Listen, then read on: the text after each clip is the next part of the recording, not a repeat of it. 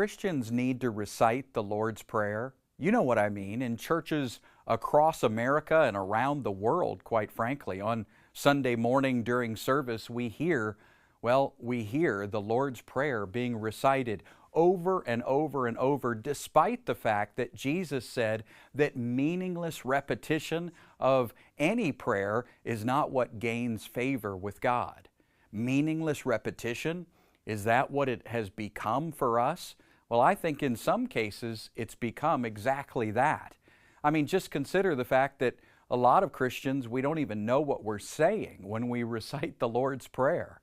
The Lord's Prayer offers a conditional forgiveness that is based on us forgiving other people first. That's right. Have you seen the conclusion to the Lord's Prayer?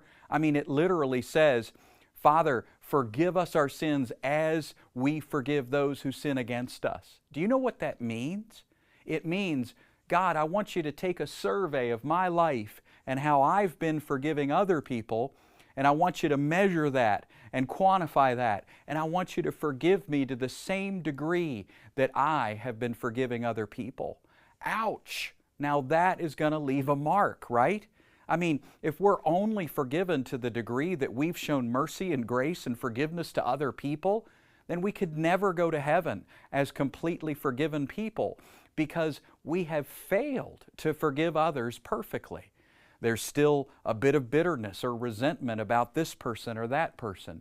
And so we would then be receiving the same kind of forgiveness, the same degree of mercy and grace and kindness from God that we've extended to others.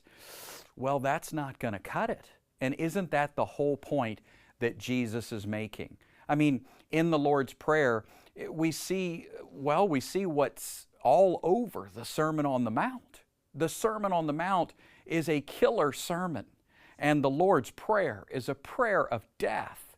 They're both designed to bury anybody who thinks they can live up to the standard and earn forgiveness and achieve righteousness. God's calling them out. Through this sermon and through this prayer, Jesus is saying, you want to know how to pray? If you're being honest, not hypocritical, but horribly honest, well, how about you pray like this? God, give me what I deserve. Give me the kind of forgiveness I've been giving to others.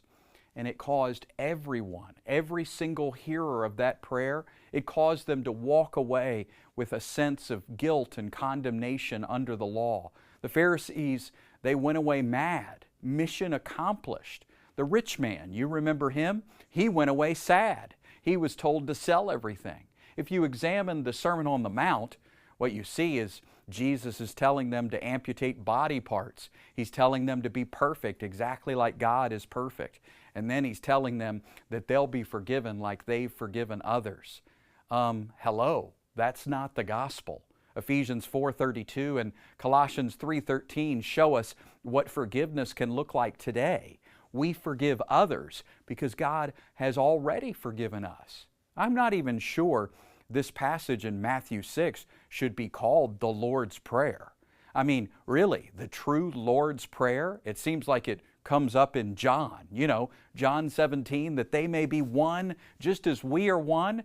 And in prior verses, the vine and the branches teaching, all of that about union and oneness with Jesus. And then He's praying to the Father, the glory which you have given to me, I have given to them, that my love would be in them, that they would be one and enjoy exactly what we have, Father. Maybe that should be called the Lord's Prayer, because that describes our forgiveness and our righteousness and the glory we have in Jesus today on this side of the cross, under the new covenant, in the era of grace.